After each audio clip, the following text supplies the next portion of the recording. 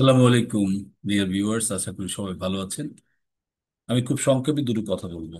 আমাদের দেশের ভেতরে আমরা যারা নাগরিক আছি, আমাদেরকে সবার আগে চিন্তা করতে হবে বহির্বিশ্বে আমাদের অবস্থান কি, এবং বহির্বিশ্বের সাথে আমাদের সম্পর্ক কেমন, এবং বহির্বিশ্বের সাথে সম্পর্ক স্থাপন করতে হলে আমাদের কি করতে হবে।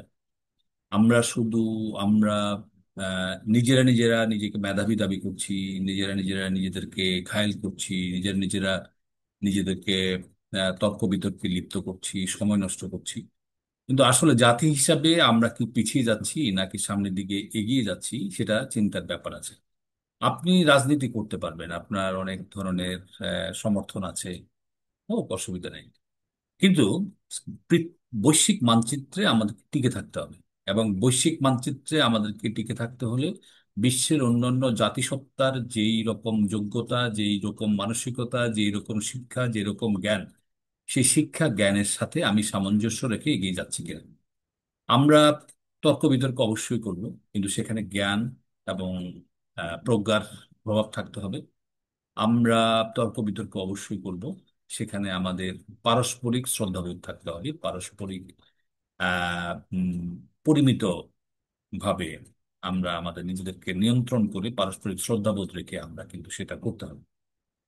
এখন আমরা মনে করো আমি একজনকে হ্যাঁ খুব সিরিয়াস একটা গালি দিলাম, কিন্তু গালি দেওয়ার পরে আহ সে তো কষ্ট পেল, সে কষ্ট পেয়ে হয়তো একটু রিয়াকশন দেখালো, কিন্তু আপনি আবার বলছেন না, এরকম গালি দেওয়া ঠিক হয়নি, কিন্তু ওই গালি দেওয়ার সূচনাটা কিন্তু আপনি করেছেন। তো আমি শুধু এটুকু বলবো যে আমরা সবার আগে বাংলাদেশ, আমরা দেশটাকে ভালোবাসি, দেশটাকে সামনের দিকে এগিয়ে নিয়ে যাই। আমাদের ইন্টারনাল যতই কনফ্লিক্ট থাকুক, আমাদের তর্ক বিতর্ক থাকুক, কিন্তু সবার আগে বাংলাদেশ, বাংলাদেশটাকে চিন্তা করতে হবে। এখন আপনি মনে করেন সারা পৃথিবী থেকে বাংলাদেশটাকে আইসোলেটেড করে ফেললেন, আমি একাই চলবো, আমি একাই যথেষ্ট। No, এটা কখনো সম্ভব না। আমেরিকা, ইউরোপ এবং প্রযুক্তিতে যারা উন্নত, তারাও কিন্তু এটা সাহস করে না, কারণ আল্লাহ পৃথিবীটাকে এমন ভাবে তৈরি করেছেন, কাউকে এককভাবে এমন কোনো সম্পদ দেননি যে সম্পদ দিয়ে সে নিজেই চলতে পারবে, সারা পৃথিবীর উপরে অন্যান্য মাখলুকাতের উপরে ডিপেন্ড করবে না। এটা কখন হতে পারে?